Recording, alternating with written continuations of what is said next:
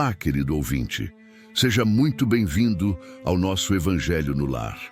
Que a paz e a luz do Cristo preencham nossos corações, trazendo serenidade e compreensão. Este é um momento especial de reflexão, aprendizado e prece, no qual nos conectamos com Deus e com a espiritualidade superior para fortalecer nossa caminhada na Terra. Se ainda não é inscrito no canal, aproveite para se inscrever e ativar o sininho. Assim você recebe notificações sempre que um novo vídeo for publicado. Antes de iniciarmos, sugiro que você coloque um copo de água ao seu lado. Ao final do nosso encontro, essa água estará fluidificada com energias elevadas, tornando-se um bálsamo para o corpo e a alma.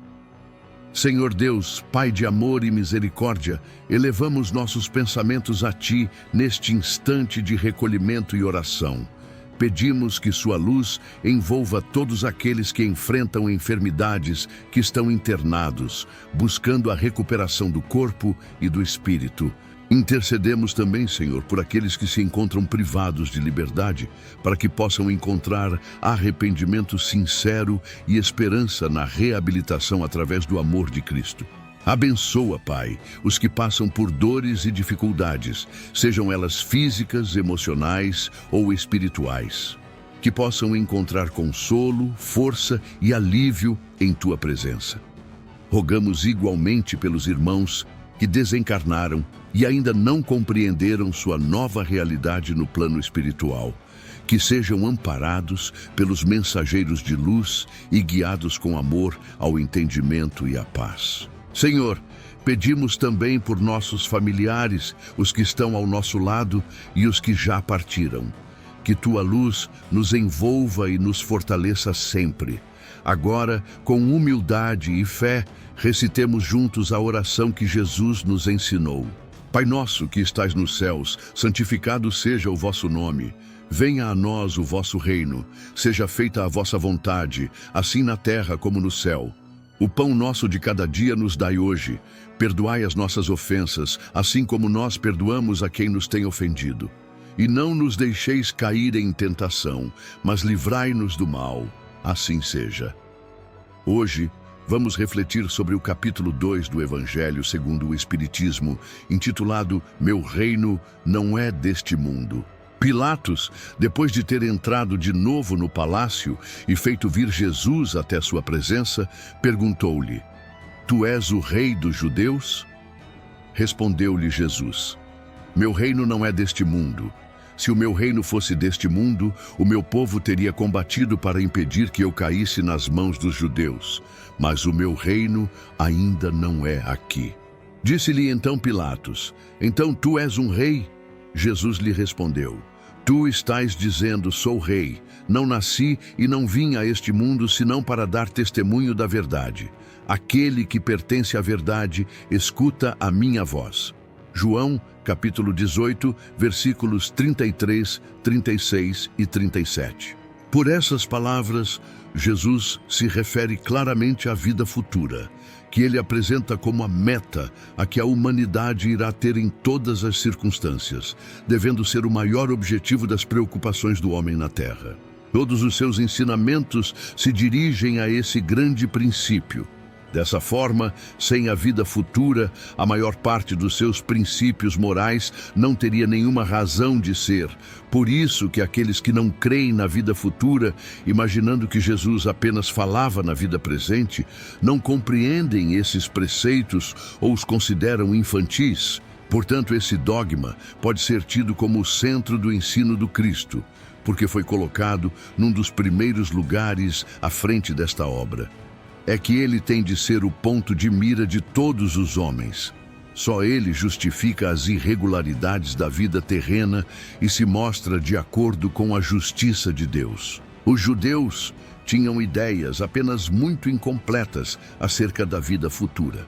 Acreditavam nos anjos e os consideravam seres privilegiados da criação, mas não sabiam que os homens podem um dia tornar-se anjos e partilhar da felicidade destes. Segundo eles, a observância das leis de Deus era recompensada com os bens terrenos. com a superioridade da nação a que pertenciam, com vitórias sobre os seus inimigos. As calamidades públicas e as derrotas eram o castigo da desobediência àquelas leis. Moisés não pode dizer mais do que isso a um povo simples e ignorante, que precisava ser tocado, antes de tudo, pelas coisas deste mundo. Mais tarde, Jesus lhe revelou que há outro mundo, onde a justiça de Deus segue o seu curso. É esse o mundo que ele promete aos que cumprem os mandamentos de Deus, e onde os bons acharão sua recompensa. Aí está o reino. Lá é que ele se encontra na sua glória, e para onde voltaria quando deixasse a terra.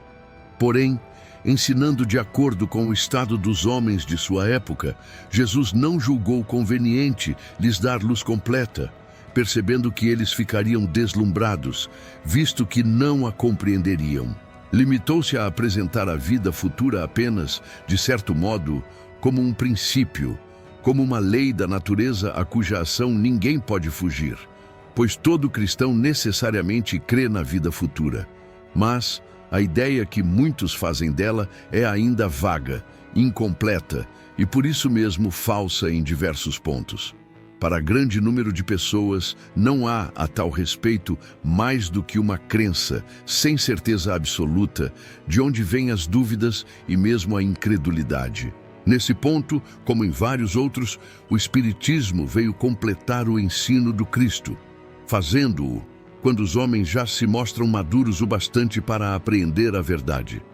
Com o Espiritismo, a vida futura deixa de ser simples artigo de fé e mera hipótese.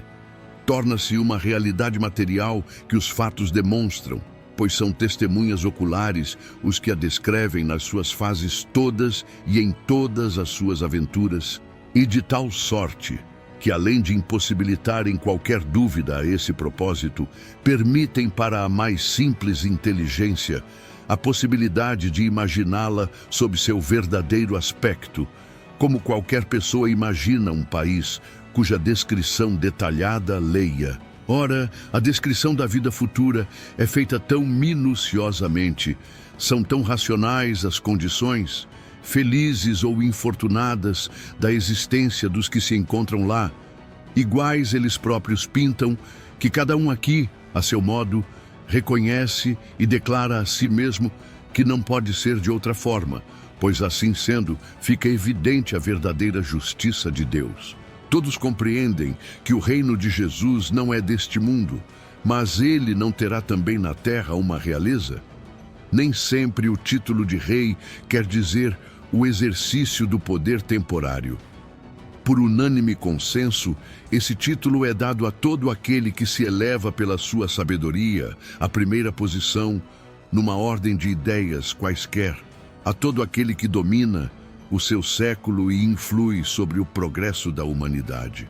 É nesse sentido que se costuma dizer: o rei ou príncipe dos filósofos, dos artistas, dos poetas, dos escritores, etc.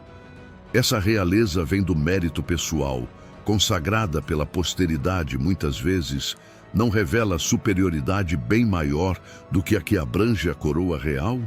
A primeira é imperecível, enquanto esta outra é joguete das atribulações. As gerações que se sucedem à primeira sempre a bendizem, ao passo que, por vezes, amaldiçoam a outra. Esta, a terrestre, acaba com a vida. A realeza moral se prolonga e mantém o seu poder, governa, sobretudo, após a morte. Sob esse aspecto, Jesus não é um rei mais poderoso do que os poderosos da terra. Então, tinha razão para dizer a Pilatos, conforme disse: sou rei, mas o meu reino não é deste mundo. A ideia clara e precisa que se faça da vida futura proporciona inabalável fé no amanhã, fé que acarreta enormes consequências sobre a moralização dos homens, porque muda completamente o ponto de vista sob o qual eles encaram a vida terrena. Para quem se coloca pelo pensamento na vida espiritual, que é indefinida, a vida corporal se torna simples passagem, breve estada num país ingrato. Os tormentos e tribulações dessa vida não passam de incidentes que ele suporta com paciência, por saber que são de curta duração, devendo seguir-lhes um estado mais feliz. Da morte, nada mais restará de assustador. Deixa de ser a porta que se abre para o nada e torna-se a que dá para a libertação, pela qual o exilado entra numa mansão de bem-aventurança e de paz.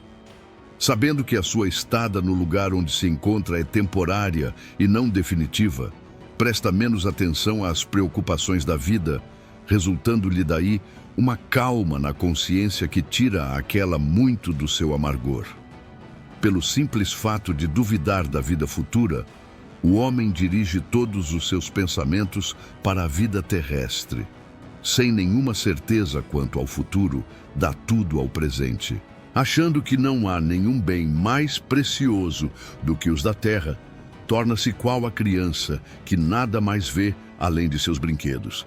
E não há o que não faça para conseguir os únicos bens que lhe pareçam reais. A perda do menor deles lhe ocasiona um pesar agonizante, um engano, uma decepção, uma ambição insatisfeita, uma injustiça de que seja vítima, o orgulho ou a vaidade feridos são outros tantos tormentos que lhe transformam a existência numa inacabável angústia, desse modo, infligindo-se a si próprio verdadeira tortura de todos os instantes. Considerando a vida material, colocando o ponto de vista no lugar mesmo em que ele aí se encontra, vastas proporções assume tudo o que o rodeia. O mal que o atinja, como o bem que toque aos outros, grande importância adquire aos seus olhos. Aquele que se acha no interior de uma cidade, tudo lhe parece grande. Assim os homens que ocupem as altas posições, como os monumentos. Porém, se ele sobe a uma montanha, bem pequenos lhe parecerão os homens e as coisas. É o que se passa com aquele que encara a vida terrestre do ponto de vista da vida futura.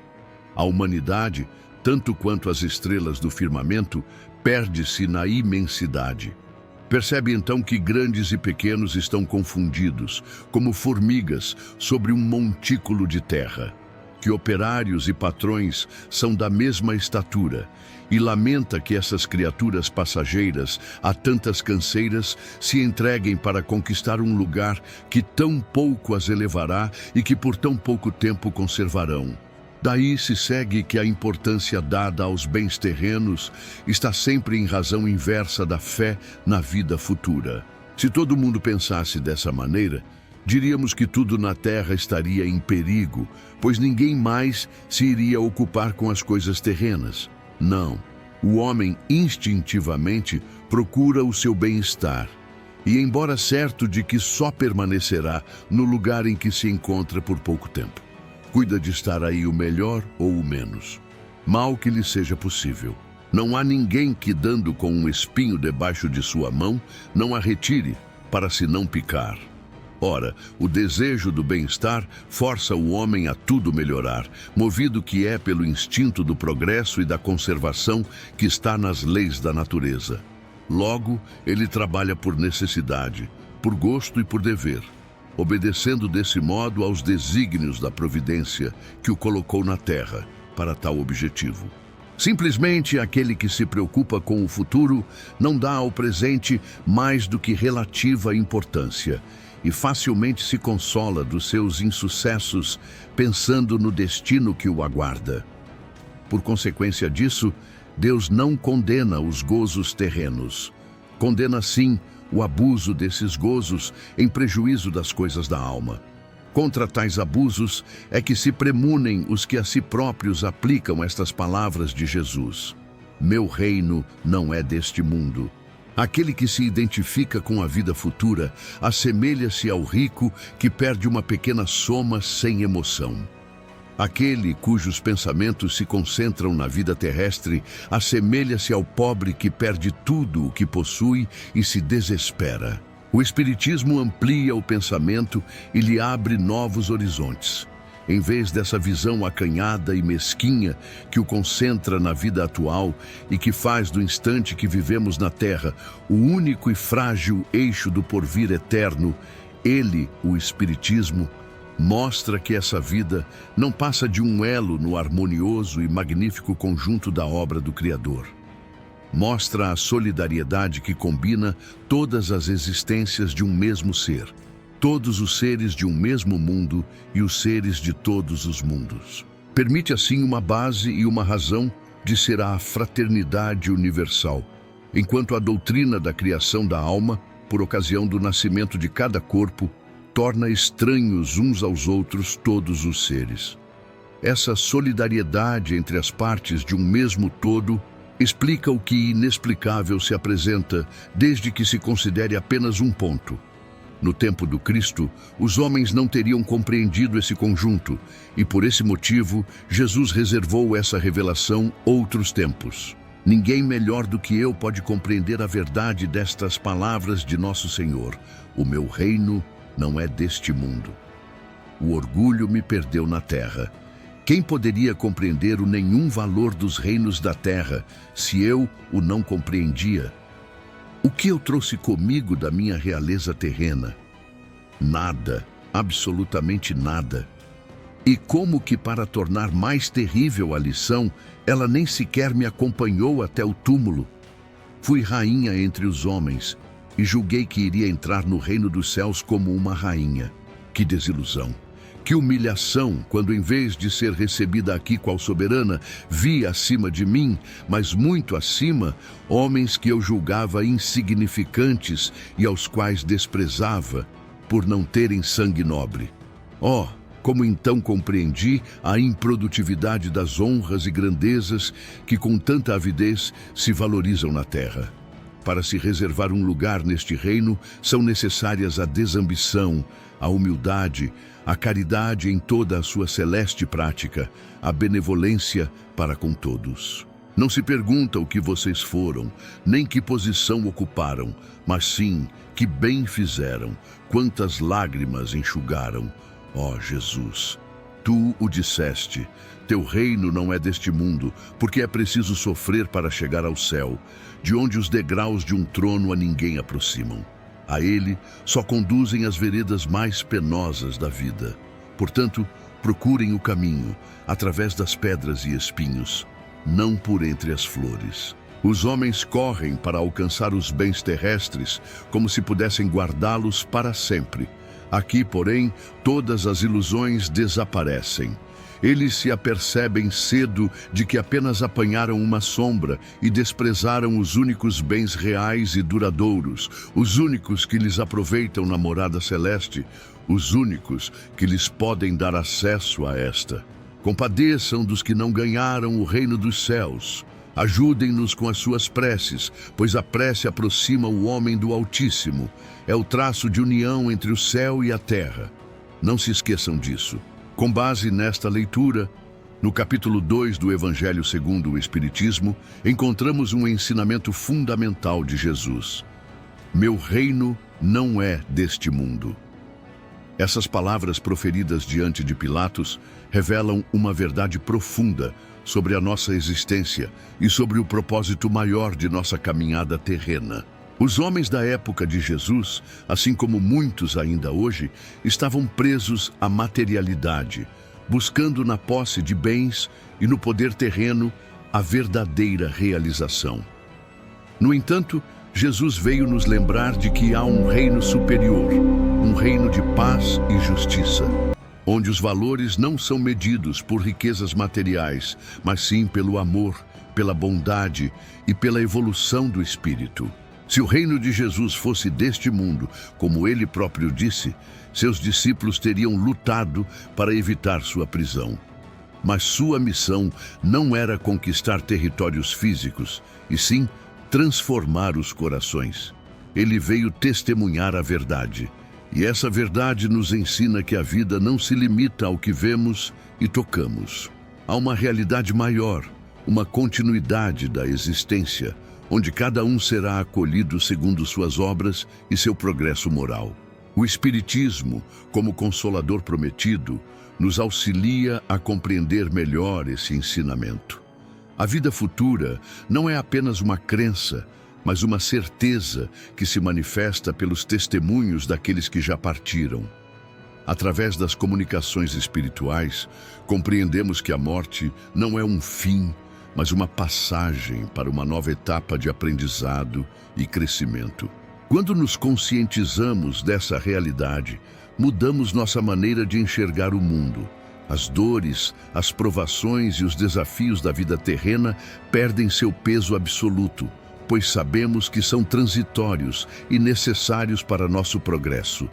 A paciência diante das dificuldades e a prática do bem passam a ser a base de nossa conduta, pois compreendemos que o verdadeiro tesouro é aquele que acumulamos no espírito e não nas posses efêmeras do mundo.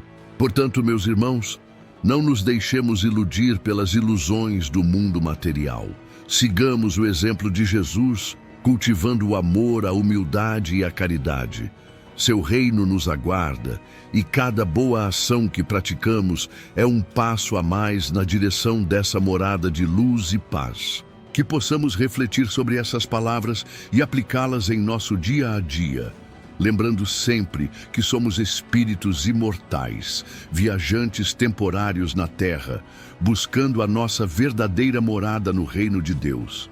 Que a paz de Cristo permaneça conosco hoje e sempre. Vamos encerrar esse Evangelho no Lar com a prece-poema de Eurípides Barçanufo, intitulada Deus. O universo é obra inteligentíssima, obra que transcende a mais genial inteligência humana. E como todo efeito inteligente tem uma causa inteligente, é forçoso inferir que a do universo é superior a toda inteligência. É a inteligência das inteligências, a causa das causas, a lei das leis, o princípio dos princípios, a razão das razões, a consciência das consciências.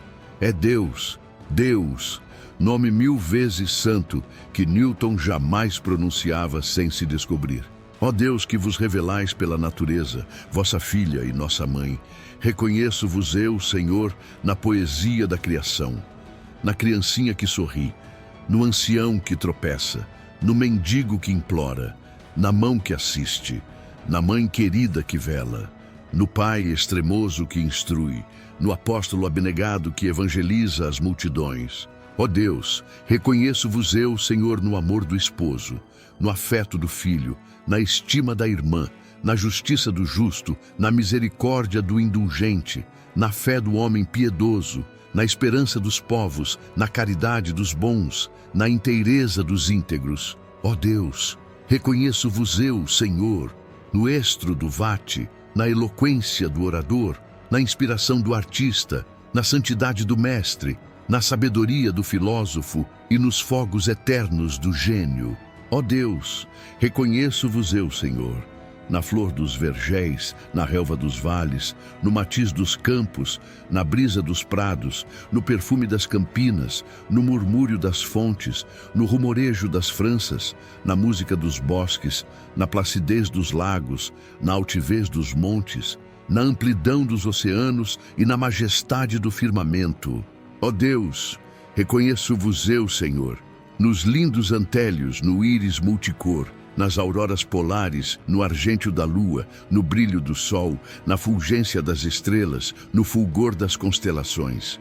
Ó Deus, reconheço-vos eu, Senhor, na formação das nebulosas, na origem dos mundos, na gênese dos sóis, no berço das humanidades, na maravilha, no esplendor e no sublime do infinito.